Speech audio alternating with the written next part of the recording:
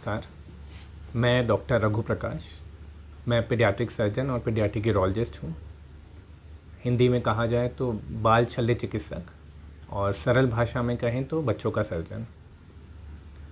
आज मैं आपके सामने कुछ कॉमन बीमारियाँ जो आम बीमारियाँ बच्चों में होती हैं जिसके लिए ऑपरेशन की ज़रूरत पड़ती है उसके बारे में कुछ साझा करना चाहूँगा और आपको कुछ बीमारियों से अवगत कराना चाहूँगा।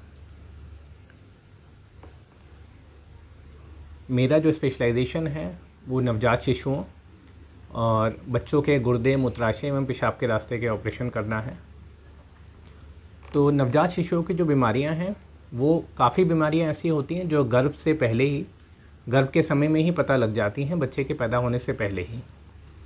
आजकल प्रायः क्योंकि अल्ट्रासाउंड की सुविधा सब जगह उपलब्ध है और सभी गर्भवती महिलाओं का अल्ट्रासाउंड किया जाता है। इससे सबसे अच्छी बात तो ये होती है कि जन्म से पहले ही हमें कुछ बीमारियों के बारे में पता लग जाता है, जैसे कि कोई गुर्दे में सूजन है या पेशाब के रास्ते में रुकावट है, पेट में कोई रसौली है, फेफड़ों में कोई दिक्कत है या सिर में कोई दिक्कत है। इन सब चीज़ों के बारे में हमें 5वें-6ठे महीने में पता लग जाता है। और इसमें सबसे अच्छी बात ये निकलती है कि हम समय से पहले ही माता पिता को अवगत करा सकते हैं कि बच्चे का जन्म के बाद किस प्रकार का उपचार होना है और कितना अतिशीघ्र उसको उपचार की ज़रूरत है। एक साधारण सी बीमारी मैं आपको बताऊं कि जन्म से पहले अगर 5वें महीने बच्चे का अल्ट्रासाउंड हुआ तो कभी कभी पता लगता है कि दोनों गुर्दों में सूजन है। तो एक सबसे बड़ा डर एक माँ बाप के मन में ये रहता है कि बच्चे के गुर्दे ख़राब निकलेंगे क्या, बच्चे का जीवन कैसा होगा, आगे वो जीवन जी पाएगा या नहीं जी पाएगा। तो इसमें हमें सलाह ये देनी होती है कि बच्चा जैसे ही पैदा होगा तुरंत आप एक पीडियाट्रिक सर्जन से मिलें। उसमें एक रंगीन एक्सरे अल्ट्रासाउंड करके हम पता लगाते हैं कि जो इसका सबसे कॉमन कारण होता है कि पेशाब के रास्ते में रुकावट होती है, जिसको हम पोस्टीरियर यूरेथ्रल वॉल्व कहते हैं, जिसकी वजह से बैक प्रेशर चेंजेस की वजह से दोनों गुर्दों में सूजन आ जाती है। इसका ट्रीटमेंट बहुत सरल है, सरल इस मायने में कि वो करा जा सकता है, उसका उपचार उपलब्ध है। दूरबीन डाल के पेशाब के रास्ते में लेज़र के द्वारा उस रुकावट को खोला जा सकता है, जिसको हम सिस्टोस्कोपी एंड पीयूवी फल्ग्रेशन कहते हैं। और एक दिन के बच्चे में दूरबीन के द्वारा पेशाब के रास्ते में दूरबीन डालना और लेज़र के द्वारा उसको रुकावट को खोलना। अगर मैं कहूँ कि पानी में मछली का प्रतिबिंब देख के उसकी आँख पे निशाने लगाने जितना मुश्किल तो नहीं है, लेकिन हाँ उससे सरल भी नहीं है।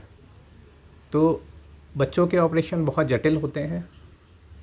बच्चों में मार्जिन ऑफ एरर बहुत कम होता है, मतलब उनके पास इतना समय नहीं होता या इतनी मार्जिन नहीं होता कि थोड़ी सी भी चूक वो बर्दाश्त कर पाएँ। बाकी जो नवजात शिशुओं की कुछ बीमारियां होती हैं, जैसे किसी का लैट्रिन का रास्ता बंद है तो पैदा होते ही पता लगता है कि बच्चा लैट्रिन करने में असमर्थ है, उसका मल का जो छेद है वो बंद है या आँती पूरी तरह से नहीं बनी है, उसमें तुरंत ऑपरेशन की ज़रूरत है। और ऐसे बच्चे हम प्रायः ही ऑपरेट करके और उनको सकुशल हम घर भेज पाते हैं। किसी के खाने की नली में रुकावट होती है जिससे वो दूध नहीं पी पाता, या पेट में आंतों में रुकावट है जिसकी वजह से बच्चा दूध पीने में असमर्थ है, पेट फूलता जा रहा है। ये सब बीमारियां बहुत कॉमनली पाई जाती हैं और जिनका उपचार उपलब्ध है, और समय रहते अगर उपचार करा जा सके तो वो बच्चे पूर्णतः स्वस्थ रहते हैं और जीवन में आगे कोई समस्या नहीं आती है। अच्छा, पेशाब के रास्ते की जो मैं समस्या बता रहा था आपको, अगर इन बच्चों को समय रहते उपचार नहीं मिले तब क्या होगा? तब आगे चल के या तो गुर्दे ख़राब होना शुरू हो जाएंगे, या जब तक पता लगेगा 1-2 साल तक तो बच्चे का पता ही नहीं लग पाता कभी कभी, क्योंकि बच्चा डायपर में पेशाब कर रहा है या कपड़े पहना है, बच्चा रो रहा है। तो फिर जब जैसे ही वो 1.5-2 साल की उम्र में आएगा तब पता लगेगा कि बच्चा जब भी पेशाब करता है उसको तकलीफ़ हो रही है, वो रो रहा है, बूंद बूंद करके पेशाब कर रहा है, खुल के पेशाब नहीं कर पा रहा है, बुखार हो रहा है, बार बार पेशाब में जलन हो रही है।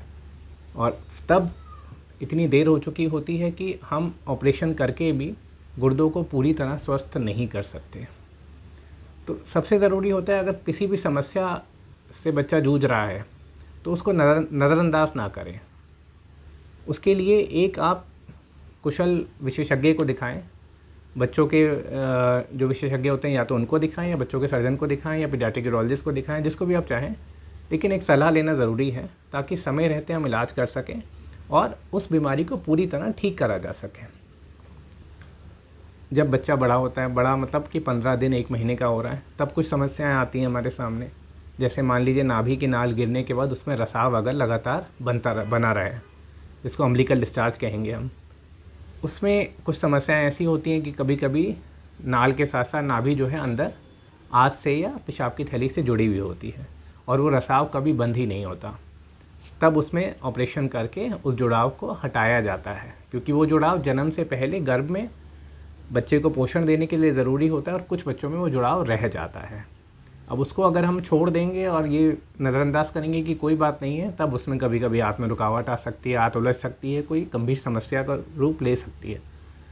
तो PVID उसको कहते हैं, पेटेंट वाइटलो इंटेस्टाइनल डक्ट, अगर हम मेडिकल भाषा में कहें, और ये समस्याएं भी काफ़ी कॉमनली आती हैं। एक जो तीसरी बहुत कॉमन प्रॉब्लम है जिसको हम इंग्वाइनल हर्निया कहते हैं, मतलब आंत उतर के आना। जब बच्चा रोता है तो अंडकोश के ऊपर वाला हिस्सा फूल जाता है और जब बच्चा सो रहा होता है तो वो हिस्सा बिल्कुल नॉर्मल दिखाई देता है। ये प्रॉब्लम लगभग 1 महीने की उम्र में दिखाई देती है। इसके लिए लोग अलग अलग तरीके के अपने नुस्खे अपनाते हैं। कोई कान में छेद कराता है, कोई घोड़े का बाल बांधता है, कोई कुछ और करता है, लेकिन जितना इसको टाला जाएगा उतना ये नुकसानदेह रहता है। जब तक बच्चा ठीक है तब तक तो आंत उतर के आ रही है और अंदर जा रही है। इसका कारण ये होता है कि एक छेद खुला होता है पेट के रास्ते से, जिससे आंत उतर के आ जाती है, और जब बच्चा आराम से लेटा होता है तो अंदर चली जाती है। परेशानी तब आती है जब ये आंत अटक जाती है कि आंत उतर के आए और वापस ना जाए। ऐसे बच्चे हर महीने, हर 15 दिन, हर 10 दिन में हमारे सामने आते हैं, जो 6 महीने की, 7 महीने की, 8 महीने की उम्र में होते हैं, और उनको ये सलाह दी जाती है कि बच्चा अभी बहुत छोटा था और अभी इसके किसी उपचार की ज़रूरत नहीं है, शायद ही अपने आप ही ठीक हो जाए या फिर बाकी नुस्खे अपना लीजिए। उस हालत में फिर बच्चे को जान का खतरा हो जाता है। आंत अटक चुकी होती है, आंत सड़ गई होती है, आंत निकालनी पड़ती है, बड़ा ऑपरेशन करना पड़ता है। तो इसका सरल उपचार है, आधे घंटे की एक सर्जरी होती है, सुबह बच्चा भर्ती होता है और शाम तक वो पूरी तरह स्वस्थ अपने घर चला जाता है। तो इंग्वाइनल हर्निया अगर आंत उतर के आ रही है तो उसको नज़रअंदाज बिल्कुल नहीं कर सकते, क्योंकि उसका उपचार बहुत सरल है और रोज़ाना हम इन बच्चों का ऑपरेशन कर रहे हैं और आधे घंटे का एक छोटा प्रोसीजर होता है जिससे ये पूरी तरह ठीक हो सकता है। तो इसको तो मतलब ये खाली लोगों के लिए नहीं, बाकी डॉक्टर्स के लिए भी मैं ये कहना चाहूँगा कि इस चीज़ के लिए आपको प्रोत्साहित करना पड़ेगा माँ बाप को कि अगर बच्चे को हर्निया की प्रॉब्लम है तो उसको देर ना करें, उसको तुरंत उपचार की ज़रूरत है, क्योंकि अगर वो किसी भी वजह से अटक जाता है तब बच्चे की जान के साथ खिलवाड़ हो रहा है। ऐसी अनडिसेंडेड टेस्टिस एक प्रॉब्लम होती है जिसमें हम कहें कि अंडकोश नीचे नहीं उतर के आता है। 2 अंडकोश होते हैं, दोनों में टेस्टिस होते हैं। तो अनडिसेंडेड टेस्टिस एक प्रॉब्लम है कि जन्म के समय हमने पाया कि दोनों गोलियों में से एक गोली नीचे आ गई है, दूसरी नहीं आई है, या कभी कभी दोनों ही नीचे नहीं आई है। इसमें भी अलग अलग धारणाएं हैं। अगर 6 महीने की उम्र तक गोली नीचे नहीं आती है तो उसके स्पर्म जो हैं ख़त्म होने लगते हैं, शुक्राणु जो हैं वो डैमेज होना शुरू हो जाते हैं, और गोली अगर ऊपर ही रहेगी तो आने वाले समय में उसमें कैंसर होने का खतरा रहता है। और अगर उसको छोड़ दिया जाए तो गोली अपने घूम सकती है, डैमेज हो सकती है, इन्फेक्शन हो सकता है, ये सारी बातें हो सकती हैं। तो 6 महीने की उम्र तक अगर गोली नीचे नहीं आ रही है, टेस्टिस नीचे नहीं आ रहा है, तो सिमिलर प्रोसीजर है, छोटा ऑपरेशन है, आधे पौन घंटे का ऑपरेशन होता है, सुबह बच्चा भर्ती होता है, ऑपरेशन के 4 से 6 घंटे बाद डिस्चार्ज हो जाता है, गोली को अपनी जगह रख दिया जाता है और आने वाले सारे खतरों से हम उसको बचा सकते हैं, और जो टेस्टिस में डैमेज होने की संभावना है उसको भी हम कम से कम कर सकते हैं।